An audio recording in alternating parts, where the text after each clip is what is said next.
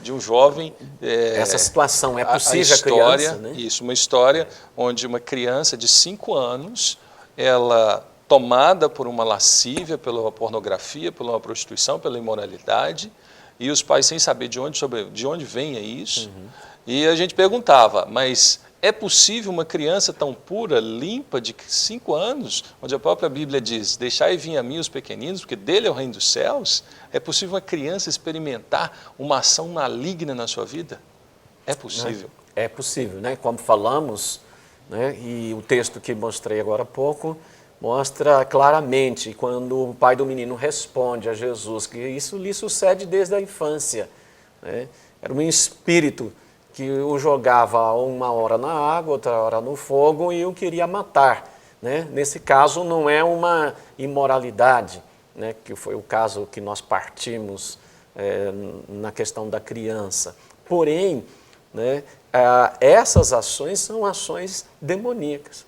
Quando a gente conclui aqui no próprio texto, né, aqui diz, vendo Jesus a multidão, repreendeu o espírito, né, e Jesus diz, eu ordeno, sai deste jovem e nunca mais tornes a ele. Então havia uma ação demoníaca que fazia isso na vida do menino. E aqui o menino fica livre e ao mesmo tempo curado.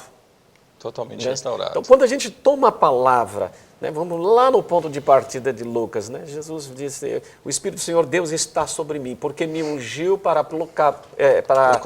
proclamar a libertação aos cativos, mas para proclamar boas novas. Restauração da vida ao cego e pôr em liberdade os oprimidos. Boas novas, né? Então, a palavra, quando nós olhamos a palavra salvação, né, dentro desse verbo salvar no grego, um dos primeiros significados de salvação na língua grega é libertação. É ser livre Libertação. de tudo aquilo que o aprisiona para uma vida nova. É isso. Libertação, ou seja, a salvação tem esse sentido, no sentido de libertação, a salvação veio, é uma ação do Espírito Santo na vida da pessoa, né, e o salva daquela situação, o transporta, né, de uma situação difícil. A Bíblia fala de império das trevas e traz aquela pessoa transportada agora para o reino de Cristo, para o reino da luz. Então, nessa luz agora, essa pessoa começa a estudar a palavra de Deus, tá? E o grande segredo da libertação na vida de alguém, pastor Charles, é a obediência a Deus e à palavra de Deus. A obediência, ela quebra a maldição, né? Quebra a maldição. A obediência e é interessante, nós estamos vendo violenta, essa proposta agora, onde o Senhor deixou claro que Jesus, ele realiza isso na vida do crente. E eu lembro que o Washington tem trabalhado com algumas pessoas num contexto um pouco diferente. Porque o que elas fazem trazem uma opressão maligna, ou a presença de Satanás, o diabo, para próximo a elas. O pastor Ronaldo... Eu lembro, a gente pode abordar talvez a questão de jogos, de games. Eu vi já episódios de crianças que ficam 4, 5 horas jogando um videogame, seja qual marca for, dos mais modernos, e games que são extremamente diabólicos. Tem jogo que chama Devil, né? Diabo. E aí a ação maligna passa a fazer parte daquela pessoa. Pode acontecer uma possessão maligna do diabo mesmo, tomar conta de um jovem, de um adolescente, uma criança, através de videogame, Washington? Sim, claro. O pastor Ronaldo, ele disse colocar em liberdade, o final do texto que você leu para a gente, cativos, Lucas 4, é isso aí, pôr em liberdade os oprimidos. Pastor Charles, o senhor falou muito bem, tem tanta linha, tanto assunto para a gente abordar dentro disso, mas recomendo a você em casa, entre lá no nosso site, salvesuafamilia.com.br, você vai encontrar lá muitas postagens, temas, talvez para alguns polêmicos, mas com comprovações científicas. Eu trabalho há quase 7 anos com assuntos relevantes, tratando de comportamento comparando com a mídia. Nós somos seres formados por hábitos. Os hábitos que temos nos formam como pessoas em comportamento, na sociedade, na igreja, na família. E, infelizmente, nossas crianças têm tido maus hábitos com o uso da mídia e mídia violenta. E, pastor, o senhor falou muito bem, porque eu tenho pesquisado muito, já atendi milhares de famílias nas suas residências, também as famílias que atendo ali na igreja, durante as palestras Brasil afora. E eu falo de assuntos há 7 anos, muitas vezes questionado por alguns, que agora a ciência está provando. Eu fiz uma publicação ontem de mais uma comprovação científica daquilo que eu trabalho já há 6 anos e as pessoas às vezes criticavam. Então, um jovem que começa a abrir a sua vida, um garoto de 8, 9, 10, 11 anos de idade, para receber aquelas informações diabólicas, um game com conteúdo de morte, rouba, mata, destrói, a Bíblia nos fala, em Deuteronômio capítulo 7, versículo 26, não meterás, pois, coisa abominável em tua casa, para que não sejas amaldiçoado semelhante a ela. De toda a detestarás e de todo abominarás, porque é amaldiçoado. Pois é, aí nós temos um outro lado, que os pais, eu já vi pais, conheço, que não acreditam. Nós temos talvez uma situação aí, porque algumas coisas do reino espiritual não necessitam da nossa crença para acontecerem, isso é fato. Eu não preciso acreditar, eu posso não acreditar no diabo, mas para ele isso não faz diferença. Para ele agir na minha vida, ele vai agir. É melhor para ele que não acredite que ele é uma realidade. Então, eu já percebi pais que defendem a liberdade dos filhos de utilizarem videogames, games, falam, não, isso é muito instrutivo, porque meu filho até mesmo vai desenvolver uma consciência tecnológica, vai ter mais criatividade, essas coisas. Mas aí entra uma situação seríssima, porque então o pai não tem ciência, vamos falar assim, de onde ele está entregando o filho. Por isso a informação científica. Eu gosto muito quando as pessoas... Já teve alguns casos de agressões físicas de menino jogando videogame ou alguma coisa, quando o pai pede para jogar? Sim, inclusive com morte. Eu tenho vários casos e eu mostro para adultos, quando estamos tratando com equipes de educadores especificamente, porque eu faço palestra para pais e filhos também, mostro casos reais de violência grave, onde o filho matou a mãe, onde o neto arrancou a cabeça da avó, levou na mão e jogou dentro do córrego, onde a mãe muitas vezes...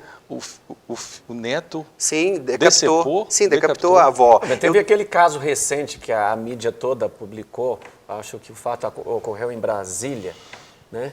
O neto matou a avó, assentada, ele veio por trás, ele matou a avó. Acho que é questão, como no videogame. Um menino de 16 anos, né, envolvidos completamente essa com legalidade, game e droga. Essa legalidade vem mesmo pelo mau hábito. Então, se a pessoa ela busca a santidade, busca a palavra, se alimenta, esse é o pão da vida. Então, ela vai conhecendo a verdade, vai sendo liberta. Quando ela não conhece, ela vai sendo escravizada e oprimida. Um ambiente de morte, de violência, de destruição, ele se torna escravo. Salmo 101, versículo 3. A miséria passa a fazer parte daquela vida. Não coloque coisa má diante dos vossos olhos. E ela passa a se comportar e devolver aquilo que ela alimentou, do que eu me alimento, o que eu recebo como informação. Então isso se torna legal. A Bíblia traz explicação e a ciência também agora. A prova que isso faz mal. Sim. E a gente tem, aí pastor, é interessante a gente pensar também nas pessoas que podem experimentar a libertação e as pessoas que precisam desse processo.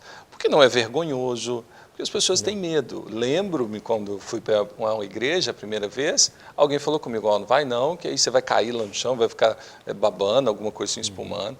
É uma teologia construída de uma forma equivocada, onde é o medo. Então se impera o medo. Vai não, que o diabo vai te envergonhar. Pelo contrário, a igreja, sendo a noiva de Cristo, ela não está para envergonhar ninguém. Então o pessoal procurar uma ajuda, um aconselhamento para a libertação, não é motivo de vergonha. Seria motivo de esperança, né, pastor? Vamos pensar na igreja como um grande hospital. Ela está para cuidar dos feridos, está aqui, ó, cuidar dos oprimidos. Quando a gente vai a um hospital, você vê gente de todo jeito, né? Então, no hospital você vai, você tem o pronto-socorro, você tem a emergência, você tem a sala da cirurgia. Em todos esses lugares do hospital, você tem gente, paciente sendo atendido. Sim. Então, vamos imaginar, né, a igreja como um grande hospital.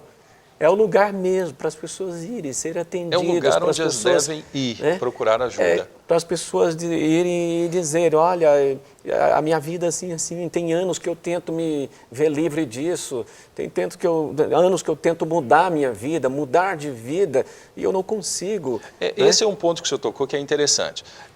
Porque aqui no texto diz pessoas oprimidas, e colocar essas pessoas em liberdade. E existem histórias muito próximas a nós. E a gente percebe que Jesus veio para quebrar isso e trazer uma vida em abundância, mesmo em meio à alegria ou ao sofrimento. A abundância está numa constância de vida. Eu conheço um rapaz que a vida profissional dele não vai adiante. Ele não consegue. Ou seja, algumas pessoas. E a gente percebe que tudo que se põe à mão começa bem, mas de repente pode aparecer um desânimo, pode aparecer uma dificuldade. E eu lembro que essa pessoa passou por uma experiência com Deus. E quando ela passou uma experiência com Deus, ela identificou isso. Ela falou assim, Deus, eu preciso que o Senhor me ajude, quebre isso na minha história. E hoje é extremamente bem sucedido. É um caso onde a pessoa não procura uma libertação, porque é muito difícil isso, né, pastor? Né, gente? Porque a pessoa não procura libertação, ela está convivendo, até no ambiente de igreja. E ela pode se perguntar, poxa, mas Deus esqueceu de mim? Ele vai me deixar assim para sempre? Existe alguma ação que ela possa fazer? Porque Deus pode libertá-lo de imediato, no meio de um culto, no meio de uma oração na sua casa. Mas aí existe um momento que é necessária a intervenção de um terceiro, de um pastor, de um conselheiro, para que o ajude a sair daquela condição?